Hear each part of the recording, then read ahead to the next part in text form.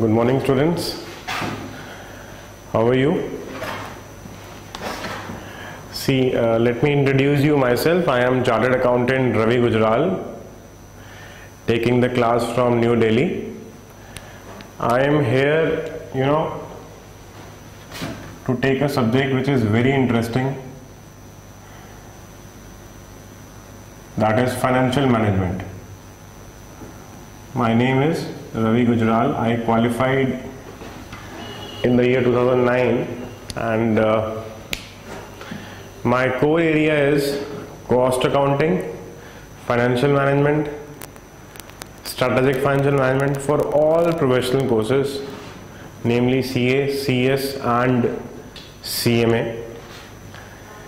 See, today I have conducted this session for you people on a very interesting subject, that is financial management.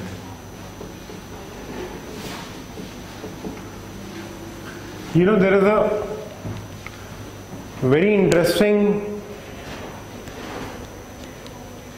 background of this particular subject. If you go 15-20 years back, maybe a little more, 30 years back, the core area of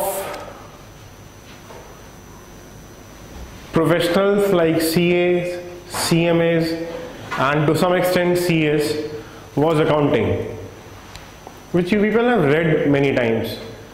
आपने उसे 11th में पढ़ा, आपने उसे 12th class में पढ़ा, और अगर आप अपनी ग्रेजुएशंस कर रहे हैं तो आप अपनी ग्रेजुएशन में भी अकाउंटिंग पढ़ रहे हैं. Are you getting my point? But there was a scope of improvement in accounting, which resulted in studying a new subject that is called financial management. It is a very important subject in all the professional courses, CA, CS and CMA. Before getting into details of these subjects, I would concentrate on the very first word of this subject, that is financial. What do you mean by financial? By financial we mean anything which is to do with funds. Anything which is to do with funds. जिसका कहीं ना कहीं कोई ना कोई relation fund से है. किससे रिलेशन है? फंड से है.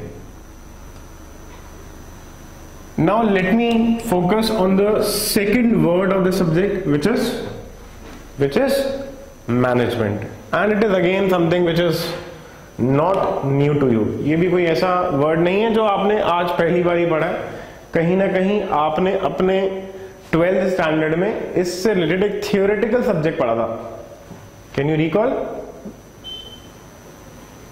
you recall business management? Management is basically an art of getting the work done through others. It is an art of getting the work done through others. और अगर हम इसे ट्रेडिशनली पढ़ें तो मैनेजमेंट क्या था? It is concerned with planning, controlling, coordinating, directing the activities of the business. Let me not get into the details of management. ये आपने पढ़ा हुआ है. मैनेजमेंट का कहीं ना कहीं मतलब है किसी तरह से कंट्रोलिंग करना, और पहला वर्ड क्या था? Financial. So it is some way controlling of finance. और मैंने आपको फाइनेंस का मतलब क्या बताया था? फाइनेंस का मतलब क्या बताया था? फंड्स. क्या मतलब बताया था मैंने आपको इसका? Funds. And what do you mean by management? It is related to control. So where you are studying the subject financial management, it simply means controlling of funds, या फिर आप इसे बोल सकते हैं मैनेजमेंट ऑफ फंड्स. तो अभी के 5-10 मिनट के दौरान हमने सिर्फ इतना समझा कि फाइनेंशियल मैनेजमेंट क्या है. Financial management is nothing but management of funds, it is management of funds. हमें फंड्स को मैनेज करना है। अगर मैं फंड्स बोलता हूं तो इसका मतलब क्या है, मुझे पैसे को मैनेज करना है, मनी को मैनेज करना है। तो ये सब्जेक्ट एक मैनेजरियल लेवल पर आपको पढ़ाया जा रहा है।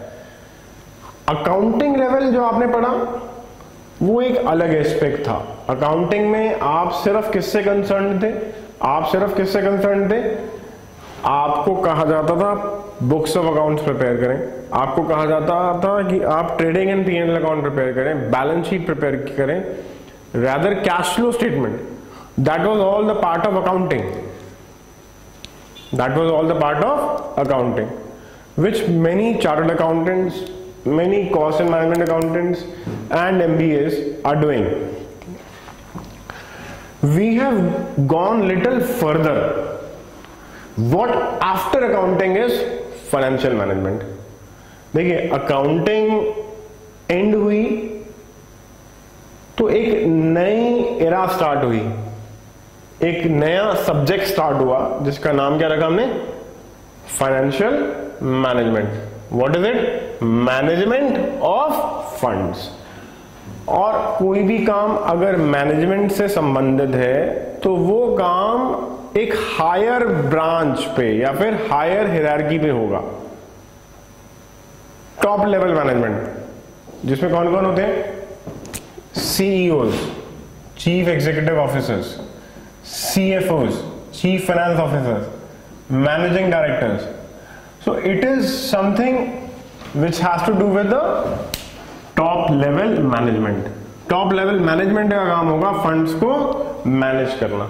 अकाउंटिंग पार्ट के बियॉन्ड की बात कर रहा हूं मैं। अकाउंटिंग आप पढ़ाएं, इनफैक्ट अभी आप अपने प्रोफेशनल कोर्सेज में और आगे पढ़ेंगे। मेरा यहां पर कंसर्न इस सब्जेक्ट में सिर्फ फंड्स को लेकर है, और फंड्स को भी किस रिगार्ड में लेकर, फंड्स को मैनेज करने से related. So put it in a very simpler way, financial management is nothing but it is the management of funds. हमें पैसे को मैनेज करना है, और एक ही ऐसी चीज है जो आप कहीं ना कहीं जानते हैं। अगर आप स्टूडेंट हैं तब जानते हैं, अगर आप कहीं ना कहीं वर्किंग है, इफ यू आर एम्प्लॉयड तब जानते हैं, if you are parent then also you know that how to manage funds. चलिए मैं मान के चलता हूं, क्योंकि मुझे पता है majority of all of you must be students, majority of all of you must be students. आप बताइए, अगर आप स्टूडेंट्स हैं तो आपको भी कहीं ना कहीं से फंड्स मिलते हैं? बिल्कुल मिलते हैं। अगर आप आउट स्टेशन स्टूडेंट्स हैं या फिर अपने घरों में ही रह रहे हैं तब भी आपको कुछ ना कुछ फंड्स मिला करते हैं। कहां से मिलते हैं? Definitely from your parents. And why do you need funds? Why do you need funds? Just to meet your daily expenses. अगर आप अपने कॉलेज जा रहे हैं तो आपको कुछ फंड्स चाहिए, ट्रांसपोर्टेशन के लिए, बुक्स के लिए कुछ फंड्स चाहिए। अगर आप क्लासेस ले रहे हैं then you need to pay your fees, you need to wear clothes.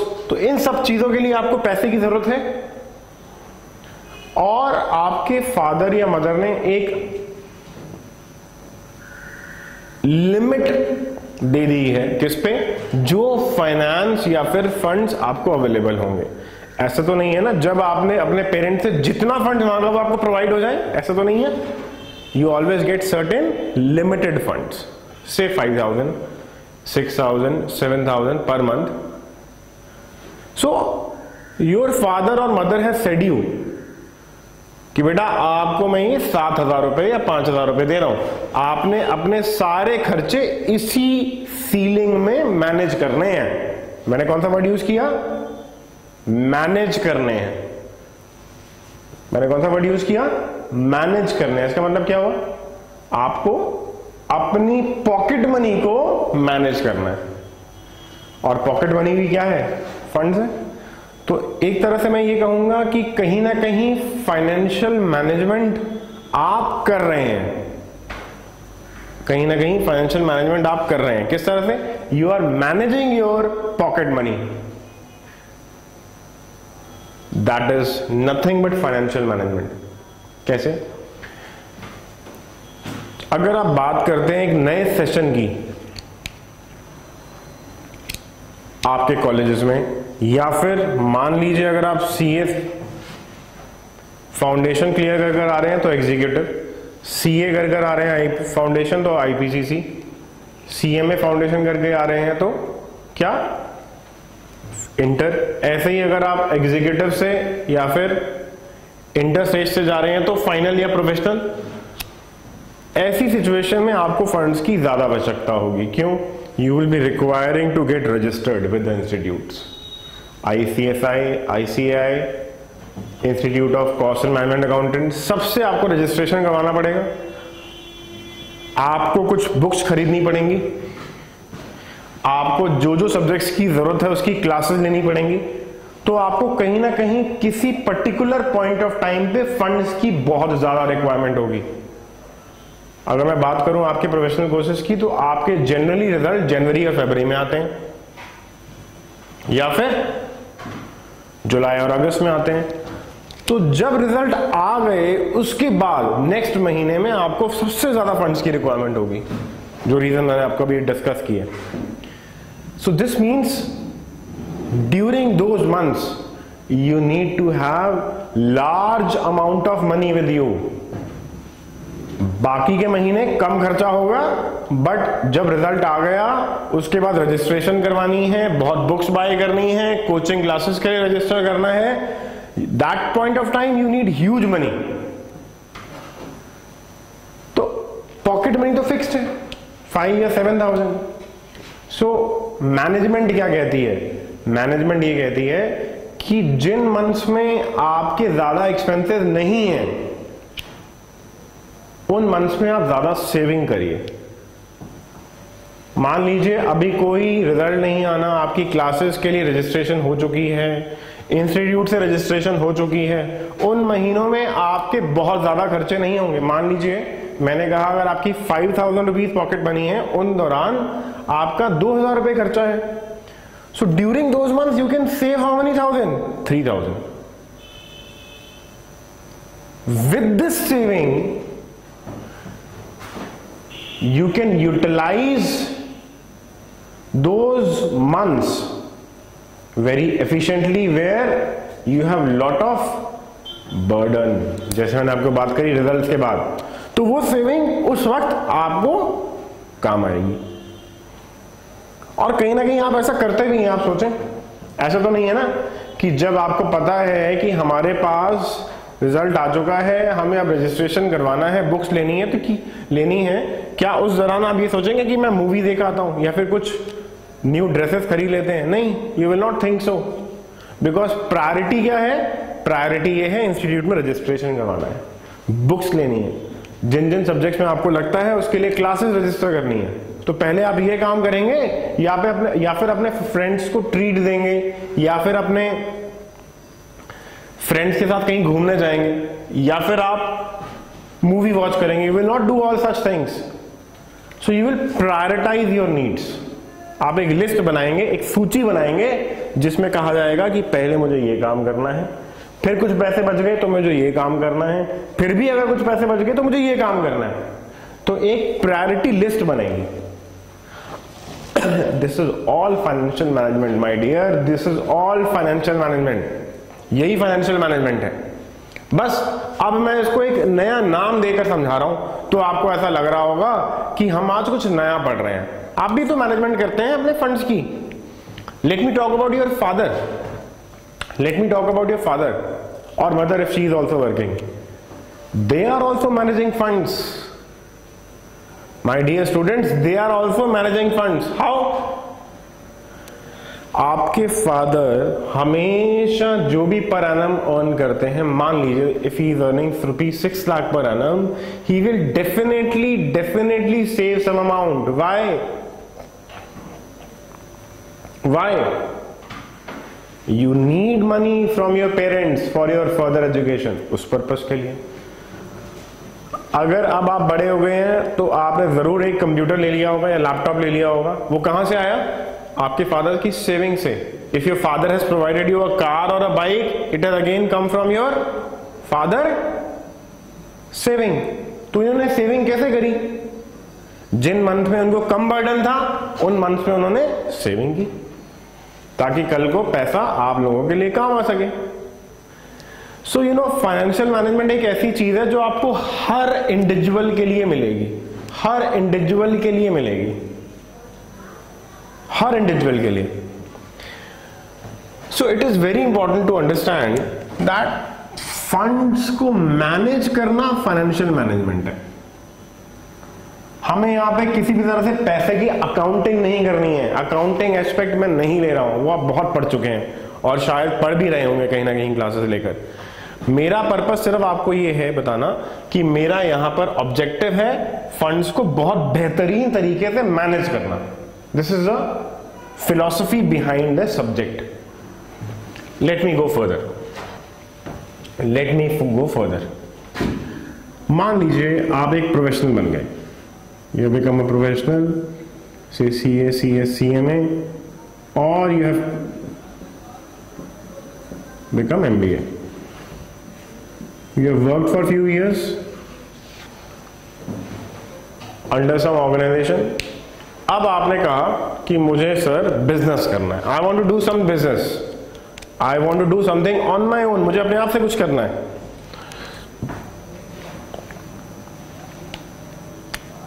सबसे पहला क्वेश्चन आपके माइंड में क्या होगा?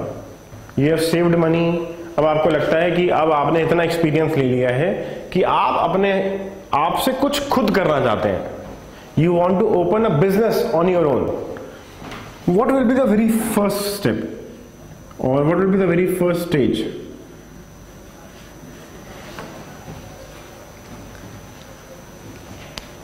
The very first stage will be what? सोचें। सबसे पहले आपके माइंड में यह आएगा कि सर हमने क्या बिजनेस करना है, which business you want to go for. Are you getting a point? और उस बिजनेस के लिए आपको जरूर कुछ ना कुछ एसेट्स चाहिए होंगी। Without assets you can not do any business. Without assets you can not do any business. For example, अगर आपने सोचा मुझे एक मैन्युफैक्चरिंग करनी है किसी पर्टिकुलर प्रोडक्ट की, तो उसके लिए आपको क्या चाहिए? प्रेमिसेस चाहिए या फिर बिल्डिंग चाहिए, plant, machinery, equipment. These are all what? क्या कहते हैं आप इसे अपनी अकाउंटिंग में? Fixed assets. तो सबसे पहले तो आपका काम होगा ये जानना कि मेरे बिजनेस के लिए क्या एसेट्स चाहिए। What all assets are required to do a business. What all assets are required to do a business? Example: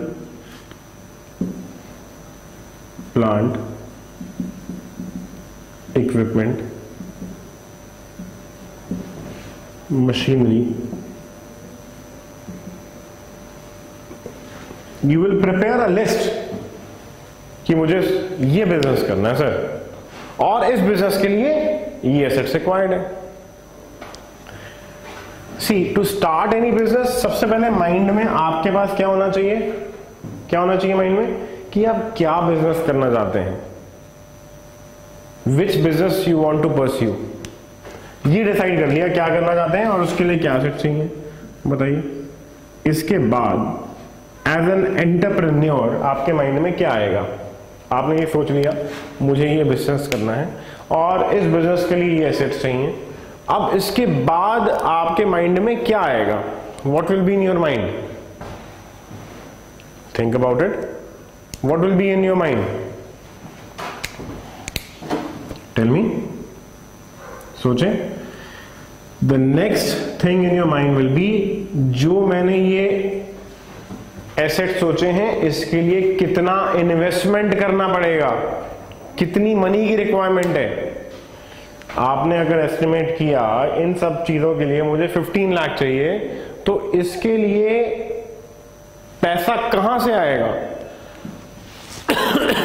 क्या क्या फंडिंग के लिए आपके पास अवेलेबिलिटी है?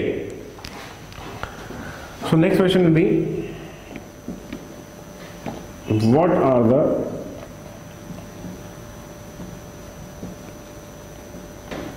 available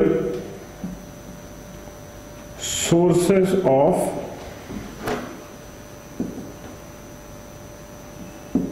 finance? What are the available sources of finance? Example, owners fund. What do you mean by owners fund? Entrepreneur का या फिर ओनर का खुद का पैसा, जिसे आप अकाउंटिंग में इक्विटी भी कहते हैं. And borrowed funds.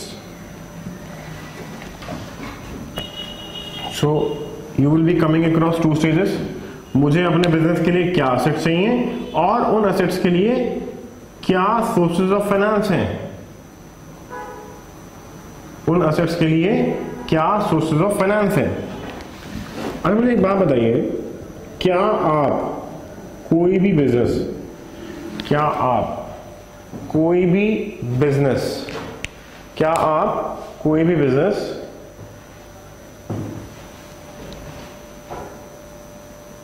Working capital के बगैर कर सकते हैं? Can you do any business without working capital? Tell me, क्या आप कोई भी बिजनेस वर्किंग कैपिटल के बगैर कर सकते हैं? It is not possible.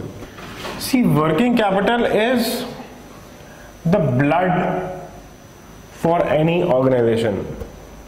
जिस तरह से आपके शरीर में खून की जरूरत है, इसी तरह से हर बिजनेस के लिए वर्किंग कैपिटल की जरूरत है. Working capital is required to go for day to day operations, to run daily operations. अगर आपके पास कैश ही नहीं होगा तो आप मुझे बताइए कैसे रॉ मटेरियल बाय करेंगे, कैसे वेजेस पे करेंगे, कैसे सैलरीज पे करेंगे, कैसे इलेक्ट्रिसिटी बिल पे करेंगे. So I am writing down over here stage 3. What else you need is working capital. See, apart from assets which I have discussed with you in the form of plant, machinery, equipment, cash is required to pay wages, as I told you, salaries, as I told you,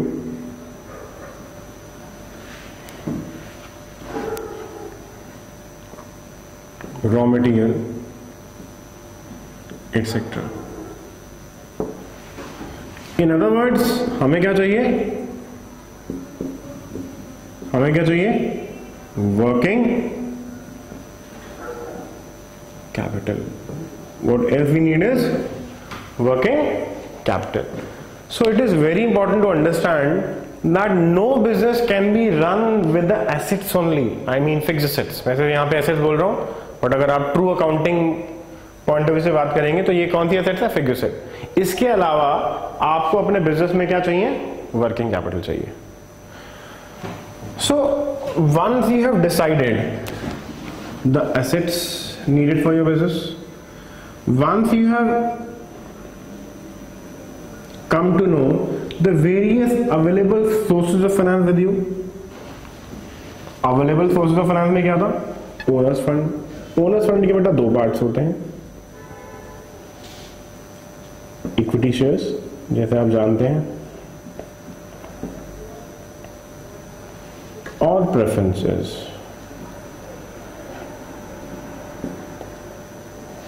borrowed funds में बहुत तरह के finances available हैं, जैसे कि bank loan, debentures. These are all the part of borrowed funds. आपने ये देखा मुझे क्या असेट्स चाहिए, आपने ये देखा मेरे पास क्या सोर्सेज ऑफ फाइनेंस अवेलेबल हैं अपने एसेट्स को फाइनेंस करने के लिए. फिर हम ये देखेंगे कि हमें अपने एसेट्स के अलावा कितने कैश की रिक्वायरमेंट है, जो कि क्या है एक तरह से working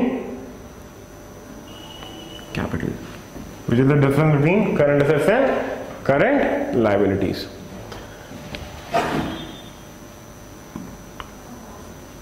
last stage.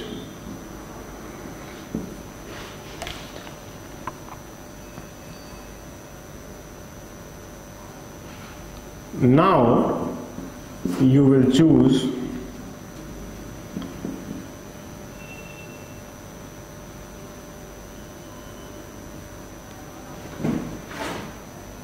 the best, or you can say combination of sources of finance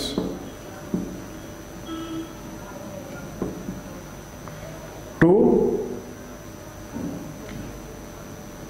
meet asset and working capital requirement. मैं आपको भी समझाना चाहूंगा इसके बारे में. अब लास्ट में आप ये देखेंगे कि मेरे पास जितने भी सोर्सेज ऑफ फाइनेंसेस अवेलेबल हैं या सोर्सेज ऑफ फंड्स अवेलेबल हैं, उनके लिए बेस्ट कॉम्बिनेशन क्या है. इसका मतलब पता क्या हुआ, कितना डेट जिसे क्या बोलते हैं बोरोड फंड्स, और कितना इक्विटी जिसे क्या बोलते हैं हम ओनर्स फंड. हमारा डेट और इक्विटी का क्या मिक्सचर होता है, जो कहीं ना कहीं आपने पढ़ा हुआ है कि हमारा बेस्ट डेट इक्विटी रेशियो क्या रहता है 2:1. तो जब कंपनी को ये मालूम चल जाएगा या फिर एंटरप्रेन्योर को ये मालूम चल जाएगा कि मुझे अपने एसेट्स के लिए इतने फंड चाहिए, मुझे अपने वर्किंग कैपिटल के लिए इतना कैश चाहिए, तो लास्ट में मैं ये डिसाइड करूंगा कि मुझे जो भी एसेट्स और वर्किंग कैपिटल की रिक्वायरमेंट है उसके लिए सोर्सेज ऑफ फाइनेंस में क्या बेस्ट कॉम्बिनेशन होना चाहिए. मान लीजिए मुझे टोटल एसेट्स बाय करनी है. अगर मैं एसेट्स बोल रहा हूं तो यहां पे मेरा मतलब है फिक्स एसेट्स है 10 लाख की. I require 10 lakh assets. I require 3 lakh working capital. In all, what is the total requirement? 13 lakh. अब इस 13 लाख को फाइनेंस किस तरह से करना है, कितना डेट और कितना equity. So whenever you will start any business, you will go through these following stages. At every point of time we are talking about money. At every point of time, in every stage, we are talking about money. And you know, whatever I have discussed so far relates to financial management. किससे relate करता है ये? Financial management में. हर stage में आपको अपने funds को manage करना है. कैसे? आपको कितने एसेट्स चाहिए, दिस इज वेरी इंपॉर्टेंट. अगर आपको पता है कि हमारा इतने एसेट से काम चलेगा तो आप ज्यादा एसेट बाय नहीं करना चाहेंगे. मे बी अगर आपको लगता है कि अभी हमारे को सिर्फ रिक्वायरमेंट एक इक्विपमेंट की है या एक मशीनरी की है या एक प्लांट की है, तो आप उसी से ही काम चलाएंगे. Why to go for 2 plant और इक्विपमेंट्स. जब डिमांड बढ़ेगी तो देखेंगे. फिर आप ये देखेंगे कि हमारे पास क्या क्या अवेलेबल सोर्सेज ऑफ फाइनेंस हैं. किसके लिए? एसेट्स के लिए. This is again related to financial management. Why? हम देखेंगे हर पर्टिकुलर सोर्स ऑफ फाइनेंस के पीछे क्या कॉस्ट है. भाई कोई भी फंड फ्री में मिलता है क्या? नहीं मिलता है. अगर आपने डिबेंचर इश्यू करे हैं तो उस पर आपको इंटरेस्ट देना पड़ेगा. बैंक के लोन पर इंटरेस्ट देना पड़ेगा. इक्विटी और प्रेफरेंस शेयर्स पर यू हैव टू पे dividend because it is an appropriation of profits. Shares पे डिविडेंड दिया जाता है और बोरोड मनी पे इंटरेस्ट दिया जाता है. जब आपने ये देखा कि हमारे पास क्या क्या अवेलेबल सोर्सेज ऑफ फाइनेंस हैं और हर पर्टिकुलर सोर्स ऑफ फाइनेंस के पीछे क्या कॉस्ट है, फिर आप ये देखेंगे अपार्ट फ्रॉम एसेट्स हमें कितना कैश रिक्वायर्ड है. When I say cash is required for your day-to-day operations to meet your routine expenses जैसे कि salaries, wages, raw material की payment, etc. लास्ट स्टेज आपको ये बताएगी कि मुझे टोटल पैसा कितना चाहिए, किसके लिए, किसके लिए, एसेट्स के लिए और आपकी वर्किंग कैपिटल के लिए, एसेट्स के लिए और आपकी वर्किंग कैपिटल के लिए। और इसके लिए जो भी पैसा चाहिए, जिस तरह से मैंने आपको एग्जांपल दिया, मान लीजिए 13 लाख रुपए चाहिए, तो इसका कॉम्बिनेशन क्या होगा डेट एंड इक्विटी के लिए। This is all the aspect of financial management, this is all the aspect of financial management. So I have tried to tell you, मैंने आपको क्या बताने की कोशिश करी है, मैंने आपको ये बताने की कोशिश करी है कि हमें स्टार्टिंग से लेकर एंड तक सिर्फ और सिर्फ फंड्स को मैनेज करना है, जो कि मतलब है फंड्स, जो कि मतलब है फाइनेंशियल मैनेजमेंट का, that is simply management of funds. So students, if you want you can note it down, it is all about very simple basics, nothing to do with your syllabus part. It is something जो कि एक आपको picture clear करेगा किसकी, financial management के मतलब की। तो अगर हम 2 मिनट का एक रीकैप लें तो हमने क्या समझा, अभी तक हमने सिर्फ यही कंक्लूड किया, अभी तक सिर्फ हमने यही कंक्लूड किया कि फाइनेंशियल मैनेजमेंट का मतलब है फंड्स को मैनेज करना। अगर मैं इसे अब इतना बताने के बाद दोबारा बताने की कोशिश करूं कि फाइनेंशियल मैनेजमेंट का मतलब क्या है, देखिए मैंने आपको बड़े स्टार्टिंग में बहुत सिंपली वे में बताया, बहुत सिंपल वे में बताया कि फाइनेंशियल मैनेजमेंट का मतलब है फंड्स को मैनेज करना। Let me go little further now, because now I have discussed little bit of financial management. It is concerned with, it means financial management, it is concerned with acquisition,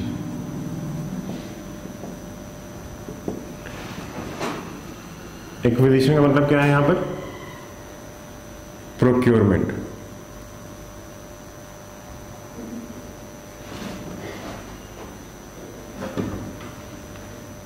and utilisation. Procurement मतलब कहां से आएगा, acquisition, या फिर मैं बोल सकता हूं एंड एप्लीकेशन। इसका मतलब क्या होगा, utilisation of funds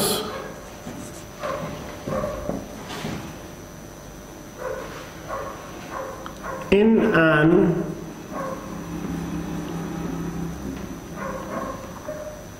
efficient manner, excuse me, with an objective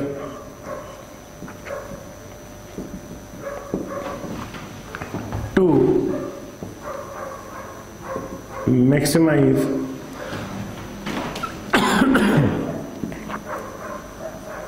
shareholders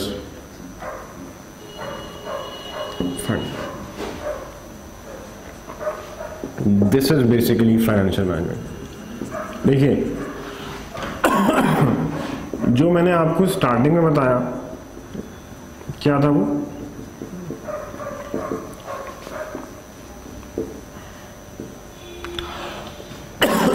जो मैंने आपको स्टार्टिंग में बताया था वो सिंपली था मैनेजमेंट ऑफ फंड्स। अब मैंने इसको थोड़ा ब्रॉडर वे में कहा है, समझने की कोशिश करते हैं। किससे संबंधित है फाइनेंशियल मैनेजमेंट, एक्विजिशन या फिर प्रोक्योरमेंट, कि पैसा कहां से आएगा, एंड एप्लीकेशन मतलब पैसे को कहां लगाया जाएगा, पैसे कहां से आएंगे और पैसे कहां पे लगाए जाएंगे। इन एन एफिशिएंट मैनर, बहुत इंपॉर्टेंट है इस वर्ड का मतलब। मैं चाहता हूं जब भी पैसा आए और अप्लाई हो तो वो बड़े एफिशिएंट मैनर में हो। क्या मतलब होगा इसका, मैं चाहता हूं कि जब भी फंड्स आए वो मिनिमम कॉस्ट पर आए। भाई मैं जब भी चाहूंगा कि मेरे पास फंड्स आए तो क्या चाहूंगा कि वो फंड्स मेरे पास ज्यादा कॉस्ट पर आए कि कम कॉस्ट पर आए, डेफिनेटली कम कॉस्ट पे आए। तो अगर मैं बोलता हूं acquisition and application of funds in efficient manner, तो इसका मतलब है कि मैं चाहता हूं कि मेरे पास फंड्स आए लीस्ट कॉस्ट पे। और अगर मैं बात करता हूं एप्लीकेशन की, तो इसका मतलब क्या है, मैं वहां पैसा लगाऊं जहां पे मुझे रिटर्न मैक्सिमम मिले। सो एक्विजिशन एस्पेक्ट में मैं चाहता हूं मेरी कॉस्ट मिनिमम हो और पैसा वहां लगाऊं जहां पर मेरी रिटर्न मैक्सिमम हो। This is financial management.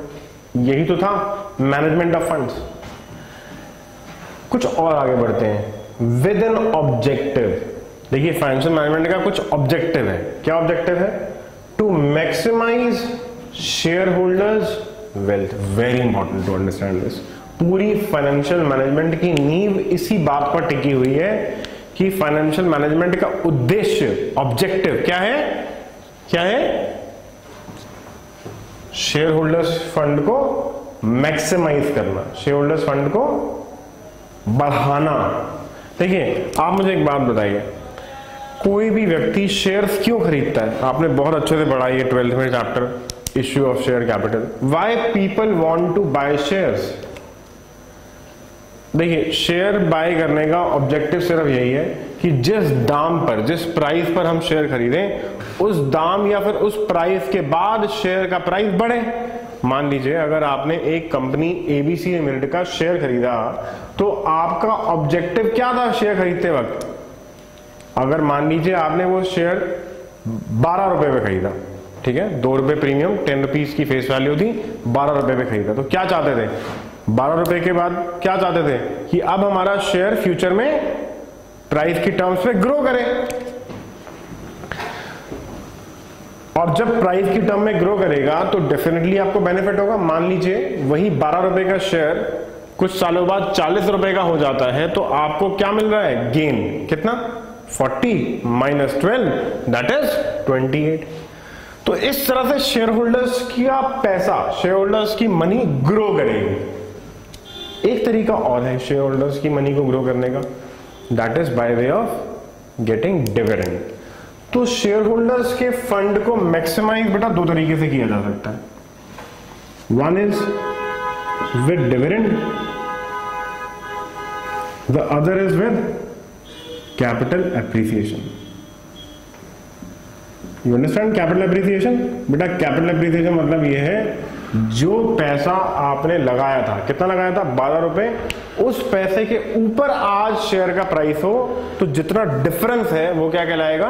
Capital appreciation. That will be called as capital appreciation. तो फाइनेंशियल मैनेजमेंट में जो भी काम किया जाएगा फंड से रिलेटेड, और फंड से रिलेटेड 2 ही काम होंगे, दैट इज एक्विजिशन, जिसका मतलब मैंने आपको क्या बताया था? Procurement, and application of funds in an efficient manner. इस तरह से कि फायदा हो। एफिशिएंट का मतलब बहुत अच्छे तरीके से। अच्छे तरीके का मतलब मैं चाहता हूं कि मेरे पास फंड्स मिनिमम कॉस्ट पर आए और जहां पर भी अप्लाई करूं वहां रिटर्न मैक्सिमम मिले, मैक्सिमम मिले। So this is the basic philosophy behind financial management. और ये सारा काम किस ऑब्जेक्टिव से किया जाता है? कि शेयर होल्डर्स का पैसा ग्रो करे, शेयर होल्डर्स का पैसा ग्रो करे, शेयर होल्डर्स की फंड ग्रो करे। This is now a more refined definition of financial management जो मैं आपको बताई। स्टार्टिंग में आपको बड़ा सिंपल लेमैन लैंग्वेज में बताया कि मैनेजमेंट ऑफ फंड्स की क्या है? Financial management.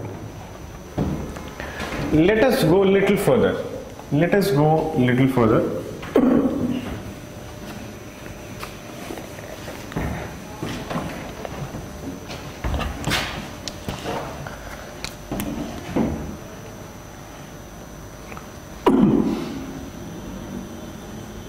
अब तक आपको ये बात तो समझ में आ गई होगी कि फाइनेंशियल मैनेजमेंट के कहीं ना कहीं 2 पहलू हैं।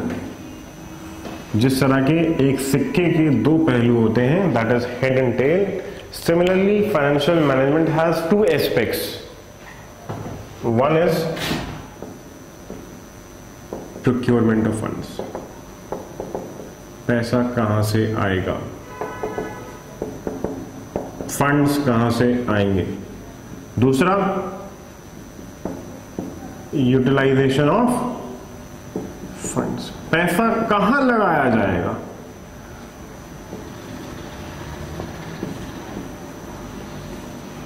Where will the funds be applied? Utilisation का मतलब एप्लीकेशन, प्रोक्योरमेंट का मतलब एक्विजिशन, फंड्स कहां से आएंगे। And both these things are done with an objective to maximise share holders wealth.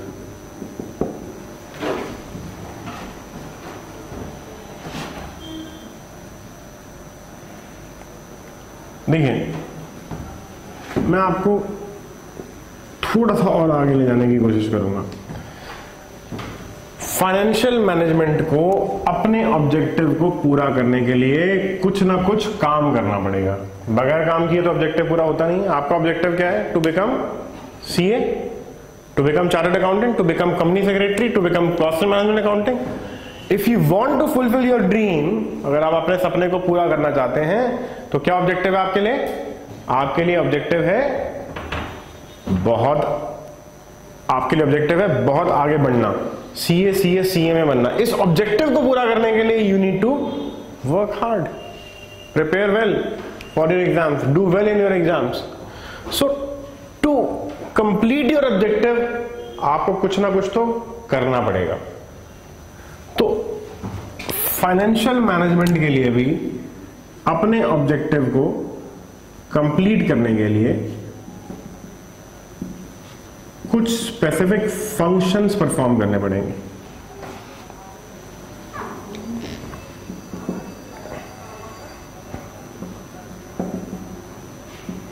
या फिर कुछ डिसीजंस लेने पड़ेंगे।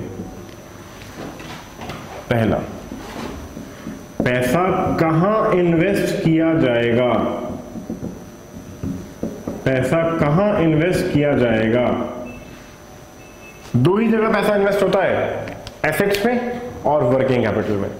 आपको कोई भी बिजनेस चलाने के लिए क्या चाहिए? एसेट्स और working capital. So the very first decision is investment decision. ये पैसा कहां से आएगा? That is called financing decision. Last, which I have not discussed with you, that is dividend decision. देखिए, आपने ये सोच लिया कि मुझे अपने बिजनेस के लिए क्या क्या एसेट्स चाहिए और क्या क्या वर्किंग कैपिटल चाहिए। ये सोचने के बाद आपका नेक्स्ट काम है कि ये पैसा कहां से आएगा। आपने फंड्स अरेंज कर लिए, अपना बिजनेस स्टार्ट करना शुरू किया, you start getting profits. Now the question is, what will you do with this profit? आप इस प्रॉफिट का क्या करेंगे? अगर एक कंपनी है तो उसके पास दो ऑप्शन है प्रॉफिट्स को डिस्पोज ऑफ करने के लिए। क्या? या तो वो शेयर होल्डर्स में डिस्ट्रीब्यूट कर दे बाय वे ऑफ डिविडेंड, या फिर उस प्रॉफिट को रिटेन करें।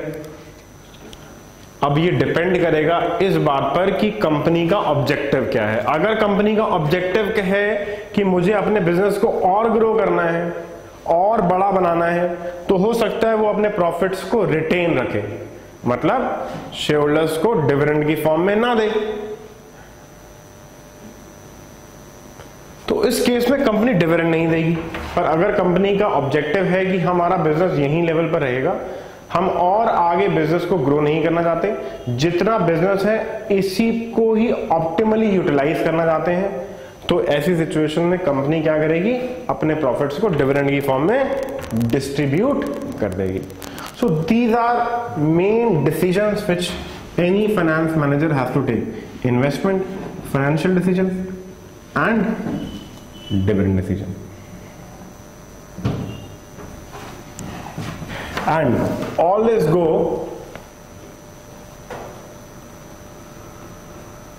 with the objective of maximizing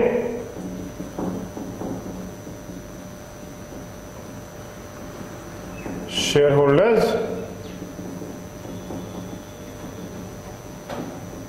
wealth। हमने पूरी फाइनेंशियल मैनेजमेंट में इन्हीं डिसीजंस के ऊपर आगे फोकस करना है और इन्हीं के अंदर बहुत डिटेल में जाना है। जैसे इन्वेस्टमेंट डिसीजन, पैसा कहाँ लगाना होगा, एसेट्स में। यहाँ पर एसेट्स का मतलब मैं आपको बता रहा हूँ क्या है, फिक्स्ड एसेट्स। और कहाँ पैसा चाहिए था, मैंने आपको थोड़ी देर पहले बताया था, working capital. So how to take decisions with respect to fixed assets, how to take decision with respect to working capital. इस तरह से फाइनेंशियल मैनेजमेंट में एक पर्टिकुलर एस्पेक्ट के लिए हम आगे अपने कोर्स में डिटेल स्टडी करेंगे। इन्वेस्टमेंट डिसीजन के लिए डिटेल स्टडी होगी, फाइनेंशियल डिसीजन के लिए, फाइनेंसिंग डिसीजन के लिए डिटेल स्टडी होगी, डिविडेंड डिसीजन के लिए भी डिटेल स्टडी होगी। और ये सारे डिसीजन किस ऑब्जेक्टिव से लिए जाते हैं, शेयर होल्डर्स की वेल्थ को बढ़ाने के लिए। So my dear students, today I have just told you the simple basics of financial management. I hope you would have understood this. आपको ये समझ में आया होगा। नेक्स्ट क्लास के लिए आपका सिर्फ इतना काम है कि आप इन बेसिक्स को जो मैंने आपके साथ डिस्कस किए हैं इन्हें एक बार समझें, ठीक है, और इन्हें अपने नोट से पढ़ें, ठीक है। That is all for today. Good bye, take care.